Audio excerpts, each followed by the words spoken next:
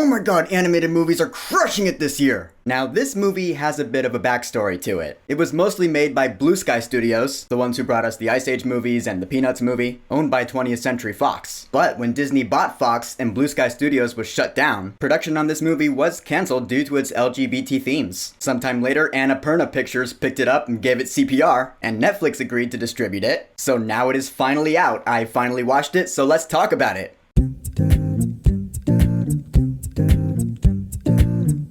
Nimona. So Nimona is based off of a graphic novel by N.D. Stevenson, the developer of She-Ra and the Princesses of Power, which is a great Netflix series. You should watch it. And that's a pretty relevant little factoid too in terms of this review. I'll touch on why in a minute. So the story takes place in a futuristic kingdom. It's like if Minas Tirith and Wakanda went splat. Pretty awesome. This knight named Ballister Boldheart is framed for murdering the queen, so he goes into hiding. Then he's approached by Nimona. She's a girl who can shapeshift into different animals. And she's like, hey, people hate you, people hate me too. Let's team up here. Let's take on the government and show the world what happens when you mess with people like us. And now we have our movie. And yeah, this movie's great. Man, oh man. It's like June 2023 is the month of great animated movies. Alright, first off, Ballister, voiced by Riz Ahmed. He's the relatable one, at least for me. There are two kinds of awesome people in the world. There are people who will relate to Ballister, and there are people who will relate to Nimona. Cause they're different enough. I relate to Ballister. Cause he's the one whose life just got turned upside down. Yeah, like Fresh Prince style. He is in for a ride when he meets Nimona. Dude, Nimona's awesome. She's amazing. She's voiced by Chloe Grace Moretz, and her personality is just magnetic. She's fast, she's sharp, she's witty, she's funny. She says all the right things. Something, something, something.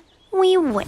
And of course, you know, she's a real stick-it-to-the-man kind of gal. But she doesn't just want to take down a government. She has a reason for wanting to do that. She wants to change the world. Her motives are awesome, and her personality is just metal, as she would describe it. I'd say the other biggest character in this movie is a knight by the name of Ambrosius Goldenloin. Can't make that up. He's voiced by Eugene Lee Yang. He has a past with Ballister, but the two of them do find themselves on opposing sides, which again, I really felt. That was really well done in the movie. Getting into the story though, yeah, it's pretty amazing. I mean, one thing I really noticed right away is that, yeah, Nimona's story is clearly an allegory for anyone who's in the LGBTQ plus community. Because she feels like an outsider, people treat her like an outsider, like a monster. So she's like, the world hates me. I didn't do nothing wrong, but they just hate me for being me. Right there, I was like, okay, yeah, I see what you're doing, Stevenson. I know people also said the same thing about Spider-Gwen, Gwen Stacy, and Across the Spider-Verse. I've heard the chatter, of course, about people who went nuts saying that, oh, Gwen Stacy is trans in Across the Spider-Verse. That didn't really translate to me when I watched the movie. I mean, I see the allegory and similarities, sure, but really I didn't even notice that until a friend pointed it out to me. In this movie, Nimona, it's really easy to see. Which again, totally makes sense seeing that the source material is from N.D. Stevenson, who is a part of the LGBTQ plus community himself. So yeah, like Elemental, the social message in this movie is really clear. It's impossible to miss. But I don't see the movie as being preachy because it's a very real thing. Or maybe I'm just getting more passionate about the cause these days. Whatever the case, the social message in this movie really shined through and it really spoke to me. So I got nothing but props for that. Now, in a world where animated movies this year have been really impressive, not just in terms of story, but in terms of animation, the animation in this movie I thought was cool. I mean, not the coolest I've seen this year. In fact, it's really basic. Not everything is as fine detailed as, you know, like a grade A Pixar animation. But, you know, eventually I fell into it. It really works for the vibe of the story. And plus, I imagine it's inspired from the original source material, the graphic novel. I wouldn't know because I've never read it. And along with all that, the movie's also pretty funny. I laughed out loud quite a few times because, like I said, Nimona's hilarious. Again, her sharp wit, her quick humor, it's always clever, and that's the kind of humor I really like. So very nice. As for the music in this movie, the score was composed by Christoph Beck. Never a bad choice. And it's pretty good. It's got that orchestral sound with a little bit of techno mixed in. Makes sense, this movie taking place in a futuristic kingdom and all. And also there are some needle drops, which actually work really well in this animated movie. Because the songs are all punk rock, I didn't really recognize any of the tunes. But again, they totally fit with Nimona's vibe. Nimona's a pretty punk rock character, and the needle drop songs totally reflect that. They work and they make sense. That's all I really ask for from needle drops. Yeah, I'm still salty with the Mario movies needle drops because they just did not work. But in the end, Nimona,